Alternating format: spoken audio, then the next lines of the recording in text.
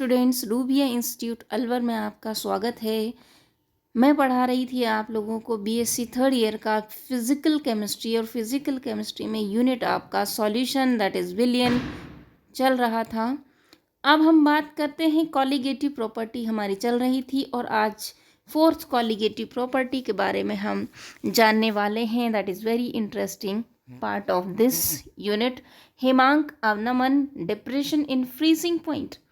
अब ये freezing point क्या है, ये हिमांक क्या है, सबसे पहले इसे ही हम जान लेते हैं। हिमांक का मतलब होता है कि ऐसा ताप, द्रव का ऐसा ताप जिस पर ठोस और द्रव दोनों अवस्थाएं किस में रहती हों, इक्विलिब्रियम में रहती हों, दैट इज साम्य में रहती हों, यानी कि और दोनों ही अवस्थाओं के वाष्प दाब का मान समान होता हो।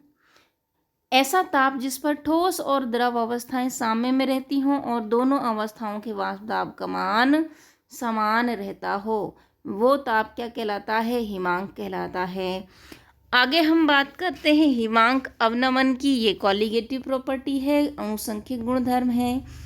जब शुद्ध विलायक में हम अवाष्पशील पदार्थ मिलाते हैं या कोई अवाष्पशील विलेय मिलाते हैं, ऐसे भी आप कह सकते हैं, तो इसका जो हिमांक है ना, हिमांक वो कम हो जाता है। हिमांक में होने वाली जो ये कमी है उसे हम हिमांक अवनमन कहते हैं, और इसे डेल्टा टी एफ,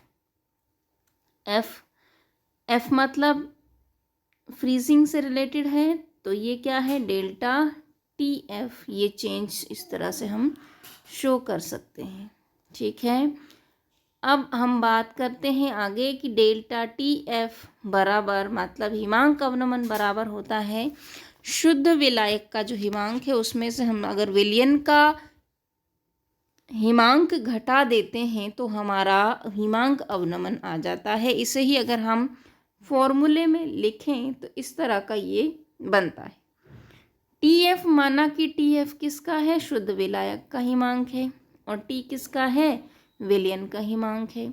तो ये हो गया इसका डिफरेंस। चल, यह जो हिमांक अवनमन है हम जानते हैं very well, we know that कि अनुसंख्यक गुणधर्म कहलाता है। ये हिमांक अवनमन जो है एक अनुसंख्यक गुणधर्म, एक कॉलिगेटिव प्रॉपर्टी है। तो मोललता m के ये क्या होती है? समानुपाती होती है। डेल्टा टी एफ को हम m के समानुपाती लिख देते हैं। ये हमने इस तरह से लिख दिया। डेल्टा टी एफ का जो समानुपात का चिन्ह हटाना होता है बच्चों, तो आप बहुत अच्छे से जानते हैं कि बराबर का चिन्ह आता है, और जब बराबर का चिन्ह आता है तो एक कांस्टेंट आता है के एफ, ठीक है। अब यहाँ पर मोललिटी का जो वैल्यू है वो रख दो। वो इतना होता है 1000 ग्राम में अगर लेते हैं तो पर 1000 से क्या कर दोगे आप? इसे मल्टीप्लाई कर दोगे। अब देखो आगे, ये तो हो गई इसकी बात। अब ये पूरा का पूरा इसमें रिलेशन आ गया कि भाई रिलेशन आ गया। यहाँ से मॉलिक्यूलर वेट भी आप क्या कर सकते हैं? निकाल सकते हैं। तो ये तो डेफिनेशन है। अब इसके अलावा इसका थर्मोडायनेमिक डेरिवेशन है, इसको देखते हैं हम नेक्स्ट वीडियो में। So thank you so much बच्चों, देखते रहिए, पढ़ते रहिए, अच्छे नंबर लाते रहिए।